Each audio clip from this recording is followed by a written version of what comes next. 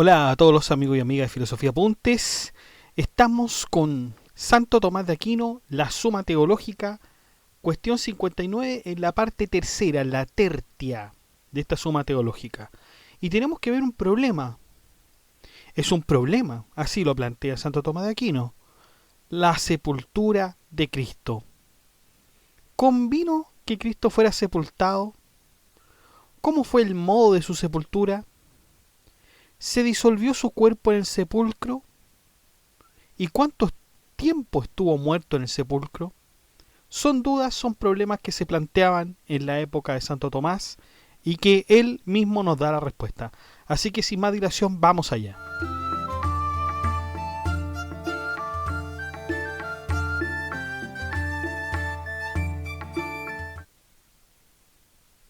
Bueno, artículo primero. ¿Convino que Cristo fuese sepultado? Hay objeciones por las que parece no haber convenido que Cristo fuese sepultado.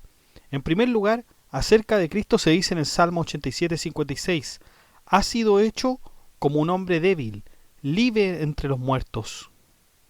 Pero los cuerpos de los muertos son encerrados en el sepulcro, lo que parece contrario a la libertad. Luego no parece haber sido conveniente que el cuerpo de Cristo fuese sepultado. La segunda objeción dice, tocante a Cristo, nada debió acontecer que no fuese saludable para nosotros. Pero en nada parece tocar a la salvación de los hombres el que Cristo fuera sepultado. Luego no convino que Cristo fuese sepultado. En tercer lugar, parece inconveniente que Dios, que está por encima de los cielos superiores, sea enterrado en la tierra. Ahora bien, lo que conviene al cuerpo muerto de Cristo se atribuye a Dios por razón de la unión. Luego parece inconveniente que Cristo fuera sepultado. Pero ¿qué dice Tomás de Aquino contra esto que acabamos de decir? ¿Qué está lo que dice el Señor en Mateo 26:10 acerca de la mujer que le ungió? Una buena obra ha hecho conmigo. Y luego añade, derramando este ungüento sobre mi cuerpo, lo ha hecho con miras a mi sepultura. Vamos con el respondo, con el argumento pormenorizado de Santo Tomás de Aquino. Convino que Cristo fuese sepultado. Primero para comprobar la verdad de su muerte, pues no es puesto en el sepulcro, sino cuando ya consta la verdad de su muerte.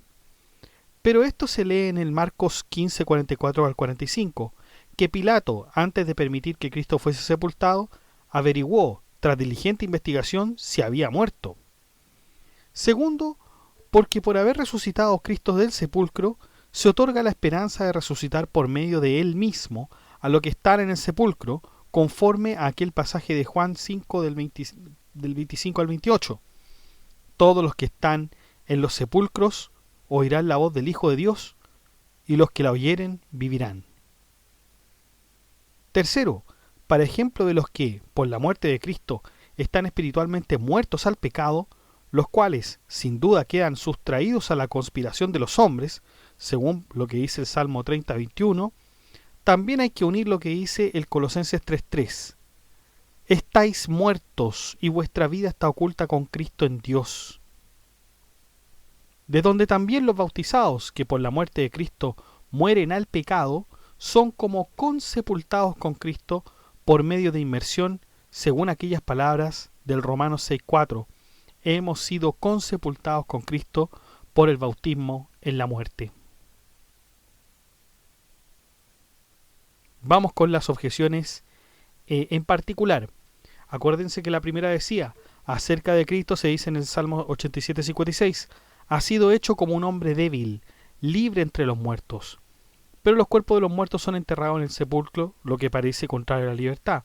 Luego no parece haber sido conveniente que el cuerpo de Cristo fuese sepultado. ¿Pero qué dice Tomás de Aquino contra esto? Cristo, incluso sepultado, manifiesta que fue libre entre los muertos, por cuanto que el encerramiento en el sepulcro no fue capaz de impedir que saliese de él resucitado. En segundo lugar, acordémonos de la segunda objeción, decía, tocante a Cristo, nada debió acontecer que no fuese saludable para nosotros, pero en nada parece tocar a la salvación de los hombres el que Cristo fuera sepultado. Luego no convino que Cristo fuese sepultado. ¿Pero qué dice Tomás de Aquino? Dice, así como la muerte de Cristo fue causada suficiente de nuestra salvación, así también lo fue su sepultura. Por eso dice Jerónimo, resucitamos por la sepultura de Cristo. Y sobre las palabras de Isaías 53:9, dará a los impíos a causa de su sepultura, y se comenta la glosa, esto es, los gentiles que vivían sin piedad, los dará a Dios Padre, porque los adquirió con su muerte y con su sepultura. Que decía la tercera objeción, recordemos, parece inconveniente que Dios, que está por encima de los cielos superiores, sea enterrado en la tierra. Ahora bien, lo que conviene al cuerpo muerto de Cristo se atribuye a Dios por el fin de la unión. Pero ¿qué dice Tomás de Aquino contra esto?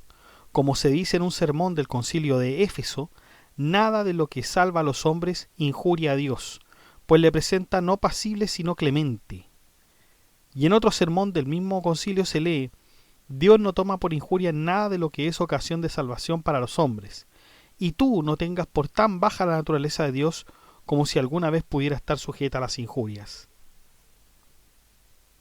Entonces, a la pregunta, ¿convino que Cristo fuese sepultado? Sí.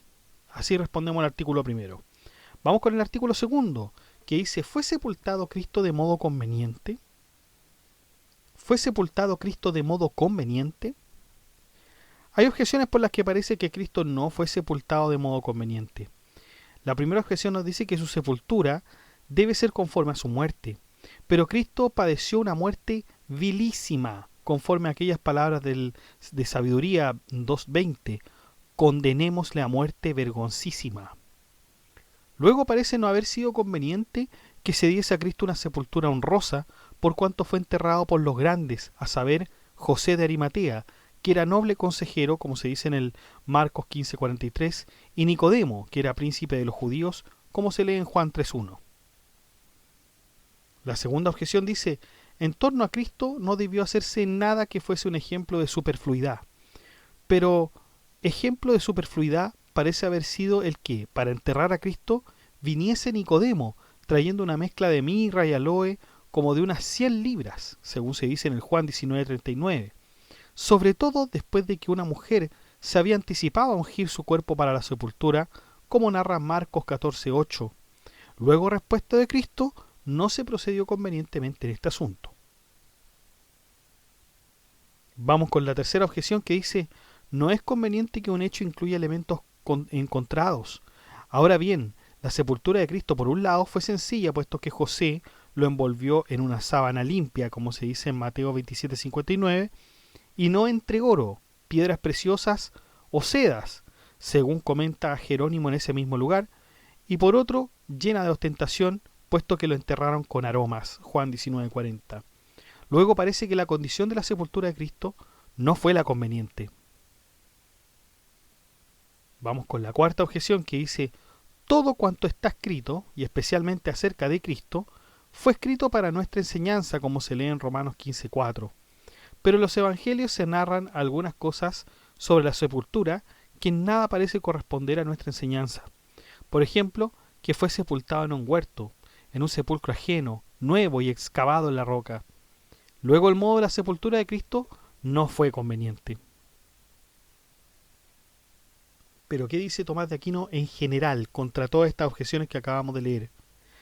Que está lo que dice el Isaías 11:10. Y su sepulcro será glorioso. Vamos con el argumento pormenorizado de Santo Tomás de Aquino. Es manifiesto que el modo de la sepultura de Cristo fue el conveniente con relación a tres realidades. Primero, en cuanto a confirmar la fe en su muerte y resurrección. Segundo, en cuanto a ver más estimable la piedad de quienes le dieron sepultura. Por esto dice San Agustín en La Ciudad de Dios, laudablemente se recuerda en el Evangelio a los que, después de tomar su cuerpo de la cruz, se cuidaron de envolverlo y enterrarlo con cuidado y honoríficamente. Tercero, en cuanto al misterio por el que son configurados aquellos que son sepultados con Cristo en la muerte, como dice el Romanos 6:4. Vamos entonces con las objeciones en particular. Recordemos que la primera decía que su sepultura debe ser conforme a su muerte, pero Cristo padeció una muerte, como habíamos dicho, vilísima. Y eso lo confirmaba Sabiduría 2:20. Condenémosle a muerte vergonzísima. Luego parece no haber sido conveniente que se diese a Cristo una sepultura honrosa, por cuanto fue enterrado por los grandes, a saber, José de Arimatea, que era noble consejero, como se dice en Marcos 15:43. Pero ¿qué dice Tomás de Aquino contra esto? En la muerte de Cristo se recomienda la paciencia y la constancia del que padeció la muerte, y tanto más cuanto la muerte fue afrentosa.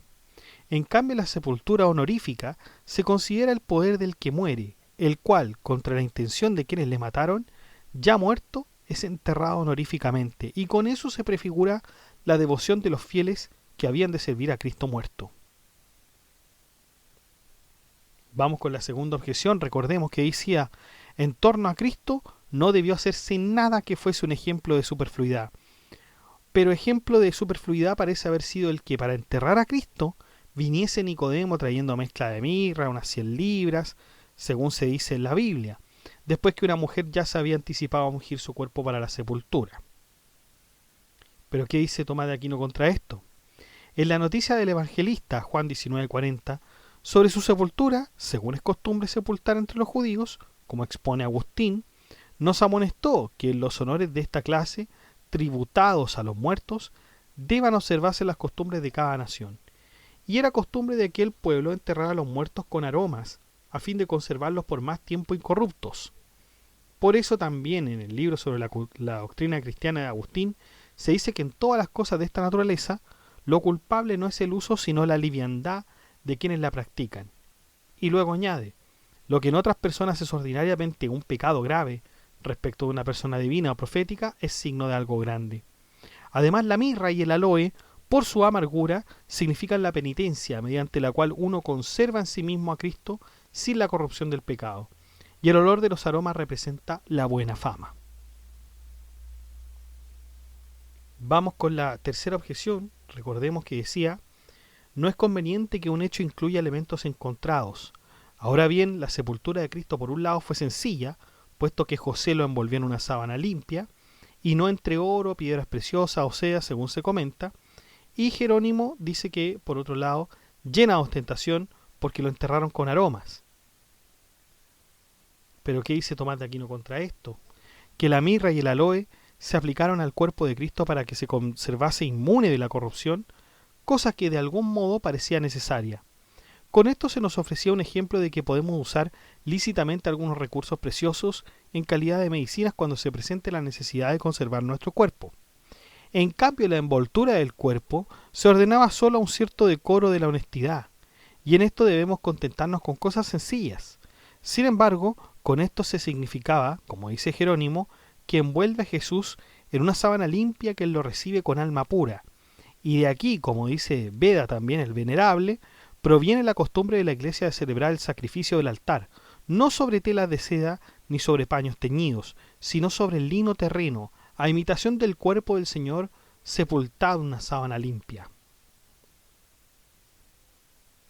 Vamos con la cuarta objeción, que dice, todo cuanto está escrito, y especialmente acerca de Cristo, fue escrito para nuestra enseñanza, como se lee en Romanos 15:4, pero en los evangelios se narran algunas cosas sobre la sepultura que nada parece corresponder a nuestra enseñanza.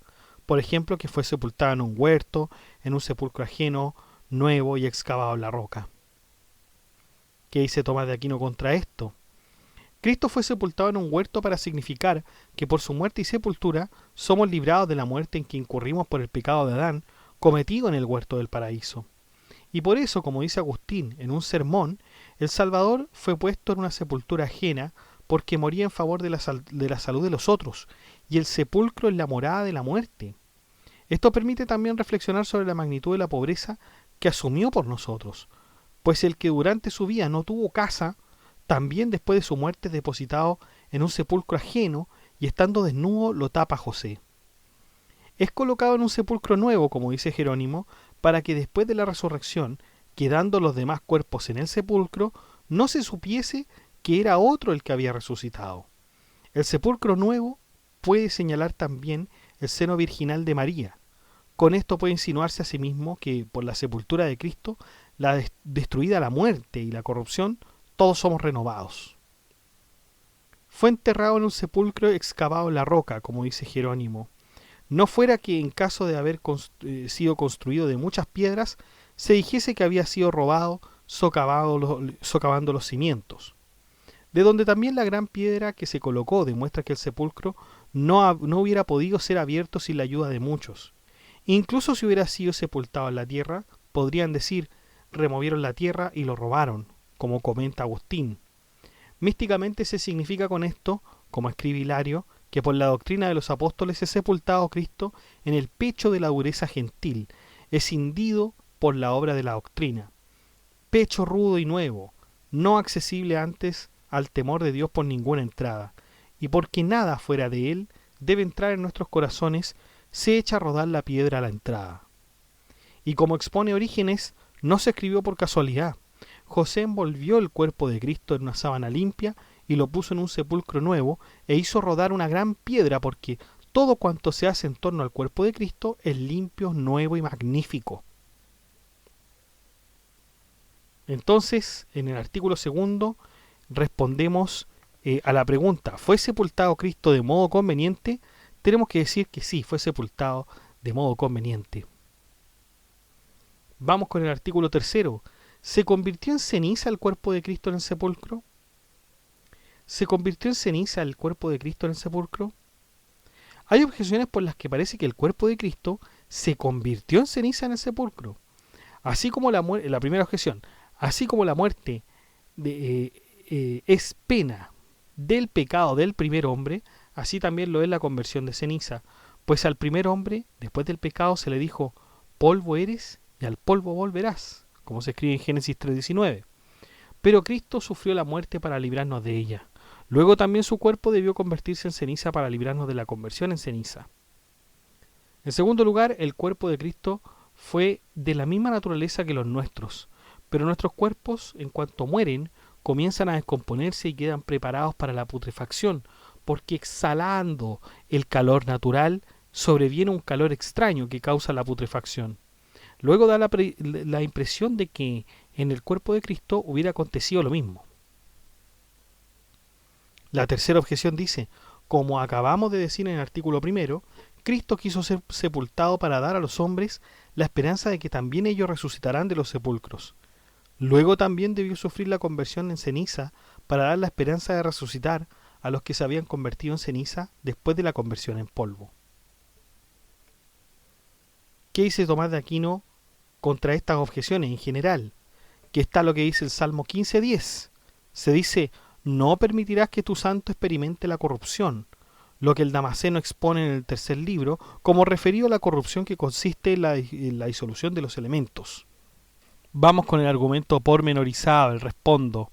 Dice Santo Tomás de Aquino que no fue conveniente que el cuerpo de Cristo se pudriese o se convirtiese en polvo de cualquier otro modo, porque la putrefacción de cualquier cuerpo proviene de la flaqueza de la naturaleza de tal cuerpo, que es incapaz de mantener unido ese cuerpo por más tiempo.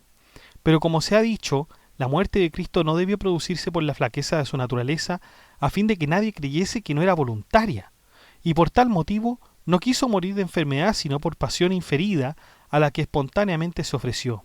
Y por esta causa, para que no se atribuyese su muerte a la flaqueza de la naturaleza, Cristo no quiso que su cuerpo se corrompiese en modo alguno, o que se descompusiese de cualquier manera, sino que, con miras a manifestar su poder divino, quiso que su cuerpo se manifestase, o se mantuviese más bien, incorrupto.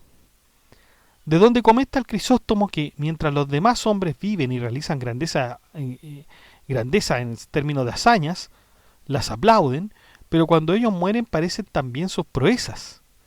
Pero en Cristo sucede todo lo contrario, pues antes de su crucifixión todo era triste y débil, pero una vez que se fue crucificado, todo se hizo más claro a fin de que te des cuenta de que el crucificado no era puro hombre. Vamos con las objeciones en particular. La primera dice que así como la muerte es pena del pecado del primer hombre, así también lo es la conversión en ceniza, pues al primer hombre, después del pecado, se le dijo, polvo eres y al polvo volverás, como se escribe en el Génesis, pero Cristo sufrió la muerte para librarnos de ella. Luego también su cuerpo debió convertirse en ceniza. Pero ¿qué dice Tomás de Aquino contra esto? Cristo, por no estar sujeto al pecado, tampoco lo estaba a la muerte ni a la conversión en polvo. No obstante, quiso sufrir voluntariamente la muerte por nuestra salvación por las razones ya alegadas. Si su cuerpo se hubiera corrompido o deshecho, eso se diría más bien en perjuicio de la salvación de los hombres al pensar que en él no existía el poder divino. Por eso se dice sobre su persona en Salmos 29:10, ¿qué provecho hay en mi sangre en tanto que yo bajo a la corrupción? Como si dijera, si mi cuerpo se descompone, se perderá el provecho de la sangre derramada. Vamos con la segunda objeción que decía, el cuerpo de Cristo fue de la misma naturaleza que los nuestros, pero nuestros cuerpos, en cuanto mueren, comienzan a descomponerse y quedan preparados para la putrefacción, porque exhalado el calor natural, sobreviene un calor extraño que causa la putrefacción. Luego da la impresión de que en el cuerpo de Cristo hubiera acontecido lo mismo. Pero ¿qué dice Tomás de Aquino contra esto? Que el cuerpo de Cristo, en lo que se refiere a la condición de la naturaleza pasible, era corruptible, pero no lo era en cuanto al mérito de la putrefacción, que es el pecado.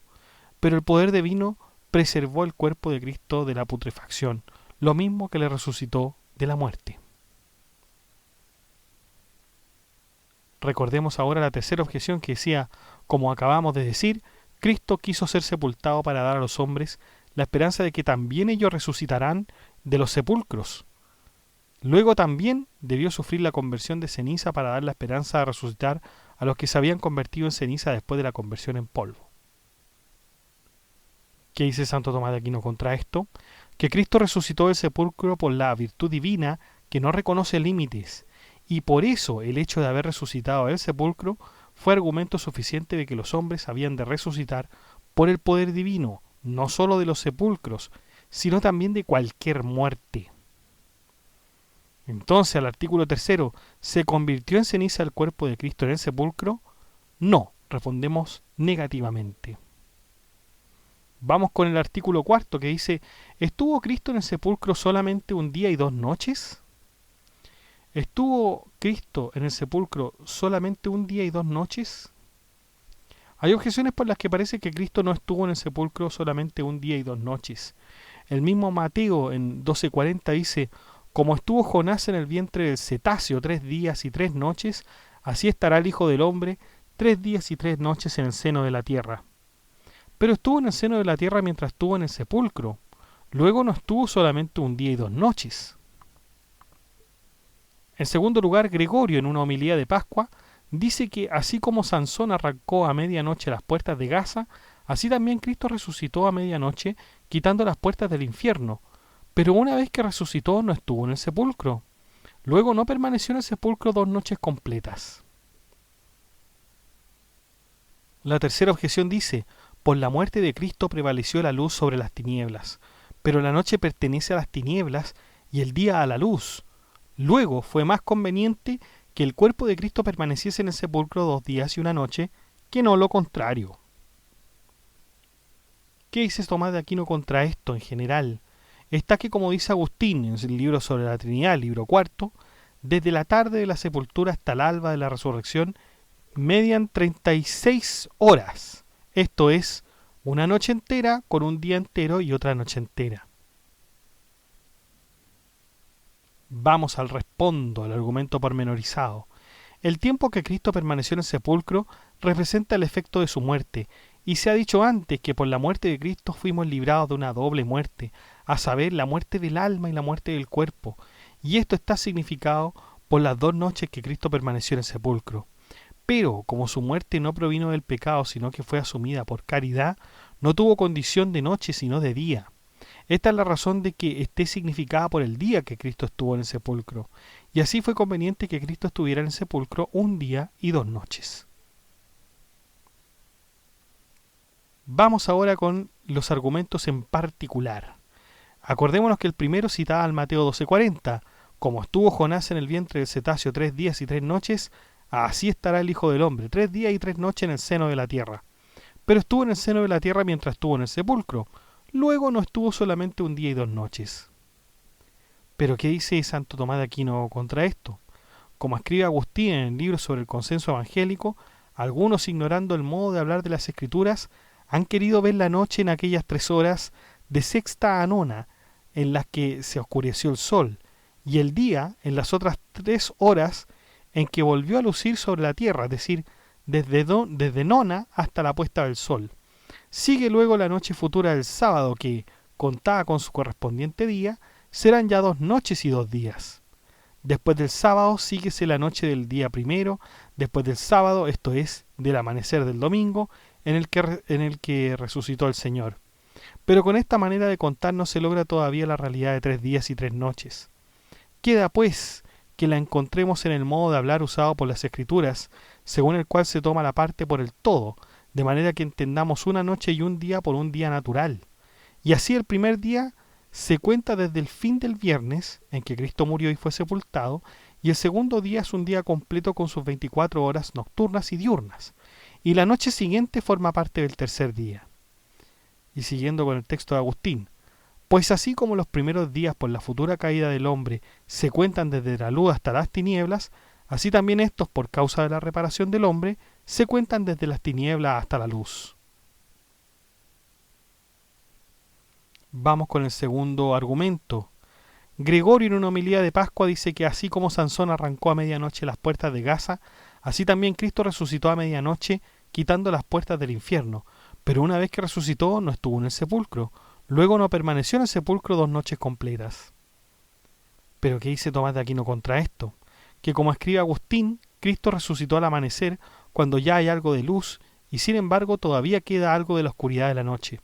Por lo cual en Juan 21 se dice a propósito de las mujeres que vinieron al sepulcro cuando todavía estaba oscuro. En razón de estas tinieblas, dice Gregorio, que Cristo resucitó a medianoche, no en la noche dividida en 2 partes iguales, sino cuando la noche comienza a declinar. Aquel amanecer puede calificarse como parte de la noche y como parte del día, por la participación que tiene de una y de otro. Vamos con la tercera objeción que dice, por la muerte de Cristo prevaleció la luz sobre las tinieblas, pero la noche pertenece a las tinieblas y el día a la luz.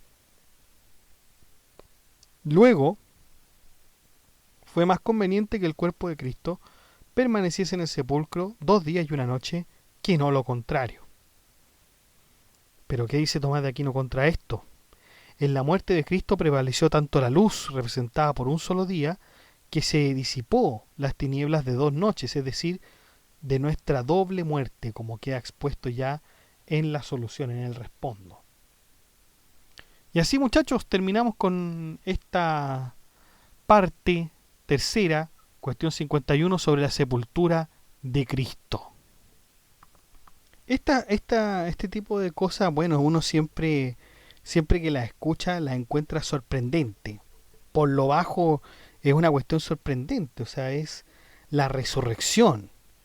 Y uno dice, si Jesús es Dios, bueno, ¿habrá sido necesario haber pasado por todo esto? Una pregunta totalmente legítima. Y Santo Tomás nos responde, nos dice que sí, por 3 razones. La sepultura confirma que Cristo realmente murió, porque a nadie se le entierra si no tenemos certeza de muerte. Por lo que esto asegura que la resurrección es un hecho real. O sea, tenía que morir. En segundo lugar, su sepultura está unida a la esperanza de la resurrección. Claro, porque Cristo sale del sepulcro y con ello muestra que la muerte no es el final. Y también, obviamente, nunca está de más el sentido espiritual. Así como Cristo fue sepultado, el creyente también muere al pecado y renace a una vida nueva, especialmente en el bautismo. Entonces, el sepulcro no limita a Cristo, porque Él resucita libremente. Su sepultura sí contribuye a la salvación junto con su muerte, y no es indigno de Dios porque todo lo que salva al ser humano manifiesta entonces su misericordia. Y luego uno se pregunta, bueno, ¿y fue sepultado de manera adecuada porque le llevaron estas cosas de mirra y perfumes, qué sé yo? Y habrá sido necesario si es Dios, digamos, si un ser obviamente que es divino y es mortal, entonces no ¿podrá haber sido necesario todo eso? Bueno, Cristo murió de forma humillante.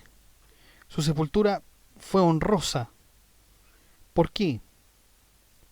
Porque recordemos que Jesucristo seguía siendo hombre con esas mismas condiciones. Y el perfume, el perfume, o sea, el uso del perfume, en realidad era una costumbre del pueblo judío. En consecuencia, todo aquello fue necesario para el sepulcro de Cristo.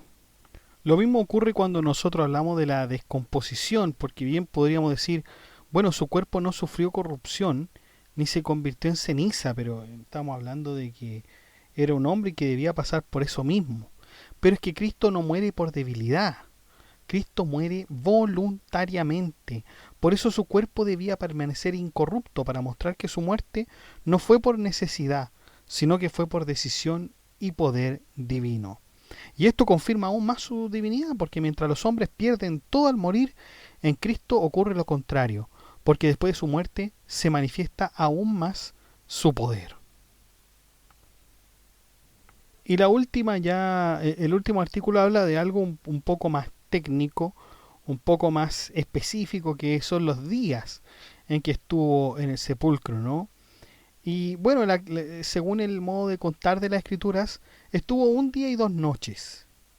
Entonces, las 2 noches representan la doble muerte de la que somos liberados, del alma y la del cuerpo, mientras que el día representa la muerte de Cristo, que no es oscuridad porque no proviene del pecado, acuérdense. Cuando Jesús habla de 3 días y 3 noches, se usa en un modo de hablar bíblico, donde una parte del día cuenta como un día completo, y así el viernes, el sábado y el inicio del domingo se consideran 3 días. Sobre la resurrección, no fue exactamente en plena noche, sino al amanecer, en ese momento intermedio entre oscuridad y luz. Y finalmente hay más noches que días, y eso tiene sentido. La luz de Cristo es un solo día y vence y supera las tinieblas, es decir, a las 2 noches. Interesante entonces comprender un poco más de lo que fue entonces la sepultura de Cristo, muchachos. Este evento que trae muchas dudas y que Santo Tomás de Aquino aquí las resuelve. Los dejo invitados al grupo de WhatsApp para que se enteren de las últimas novedades, y el grupo de la comunidad para que hablemos de estos y otros temas.